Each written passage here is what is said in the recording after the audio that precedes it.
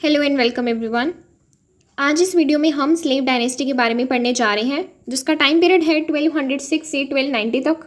Mainly 84 years तक ये slave dynasty चलती है। स्लेव डायनेस्टी दिल्ली सल्तनत पर रूल करने वाले 5 वंशों में से सबसे पहला था।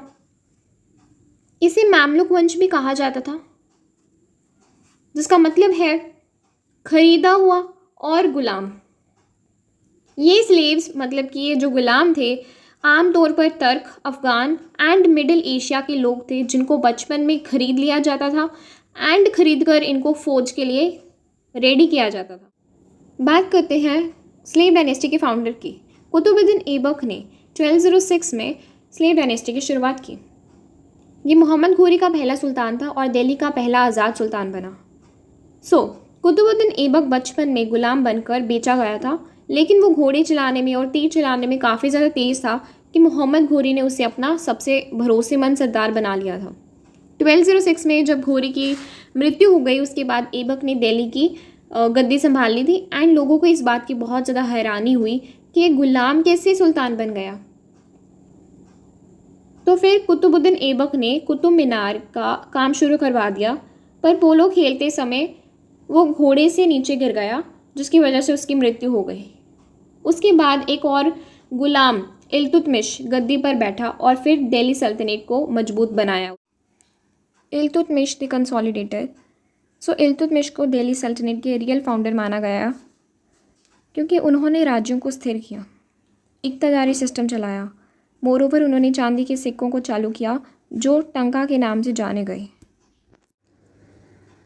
बात करते हैं एक बहुत बहादुर औरत की, रज़िया सुल्तान। रज़िया सुल्तान दिल्ली सल्तनत पर राज करने वाली एक इकलौती औरत थी। वो एक बहादुर और होशियार नेता थी, जो लड़ाई में खुद घोड़े पर जाती थी, पर बड़े बड़े सरदार भी उसके खिलाफ हो गए थे। रज़िया सुल्तान की कहानी काफ़ी इंटरेस्टिंग है। क्या होता है कि 1236 में जब रज़िया गद्दी पर बैठी, तो उसने औरतों वाला पर्दा हटा दिया। अब वो मर्दों वाली पगड़ी और कोट पहनकर ही दरबार में आती थी। लोगों को ये बात पसंद नहीं आई और वो कहते कि औरत राज नहीं कर सकती। पर रज़िया ने कहा कि सुल्तान बनने के लिए अकल चाहिए, औरत या मर्द होना नहीं। बिल्कुल सही कहा है। I give a big hand for Razia Sultan. वो बहुत ब्रेव थी। वो खुद तलवार लेकर लड़ाई में जाती थी और फैसले लेती थी, लेकिन तर्क सरदारों को ये पसंद नहीं आया। उन्होंने रिवॉल्ट कर दिया। रज़िया ने अपने दुश्मन एल्टूनिया से शादी कर ली और उसको अपनी तरफ कर लिया, पर आखिर में उसको धोखे से मार दिया गया। लेकिन इंडियन हिस्ट्री में रज़िया सुल्तान का नाम हमेशा के लिए अमर रहेगा। बलबन्स रूल। गियाजुद्दीन बलबन एक सख्त सुल्तान था। उसने अपने दुश्मनों को कुचलने के लिए ब्लड एंड आयरन वाली नीति अपनाई थी, खून और लोहे की नीति अपनाई। उसका मानना था कि सुल्तान का दर्जा भगवान जैसा है, इसीलिए वो अपने दरबारियों से बहुत ज़्यादा इज्जत की मांग रखता था। गियाजुद्दीन बलबन इतना स्ट्रिक्ट था कि जब वो दिल्ली के गद्दी पर बैठा, उसने तुरंत एक नया नियम बना लिया।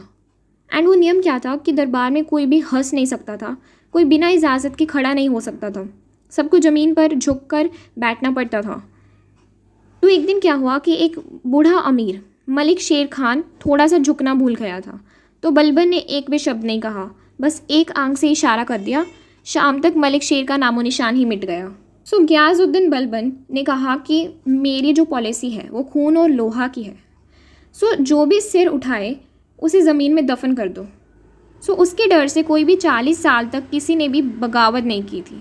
मीन्स कोई भी रिवॉल्ट नहीं कर पाया था 40 सालों तक। स्लेव डायनेस्टी की सबसे बड़ी अचीवमेंट कुतुब मीनार थी, जो कि कुतुबुद्दीन ऐबक ने स्टार्ट किया था एंड इल्तुतमिश ने इसे कंप्लीट किया। ये उस टाइम में बहुत ज़्यादा सुंदर आर्किटेक्चर था। End of slave dynasty. Slave dynasty को अंदर की लड़ाइयों का सामना करना पड़ा। इन आपसी झगड़ों ने गद्दी को कमज़ोर कर दिया था। आखिर में जलालुद्दीन ने सत्ता संभाल ली और फिर दिल्ली में एक नए दौर की शुरुआत हुई। गियाजुद्दीन बलबन के बाद दिल्ली की गद्दी पर उसके कमज़ोर बेटे और पोते बैठे थे। दरबार में हर अमीर खुद को सुल्तान समझने लगा था। कोई किसी की बात नहीं सुनता था। तर्क सरदारों के बीच में भी लड़ाइयाँ शुरू हो गई थी। कोई कहता था कि मैं सुल्तान बनूंगा, कोई कहता कि मैं। गद्दी रोज़ हिलती थी। सल्तनत अंदर से खोखली हो गई थी। उसी टाइम जलालुद्दीन खिलजी आया। वो बलबन के ज़माने का एक पुराना और होशियार सरदार था। उसने मौका देखा और अपनी खिलजी सेना के साथ दिल्ली पर कब्जा कर लिया। 1290 में स्लेव डायनेस्टी ख़त्म हो गई। जलालुद्दीन खिलजी ने खिलजी डायनेस्टी की शुरुआत की। तब स्लेव्स का टाइम ख़त्म हुआ और खिलजियों का समय आया।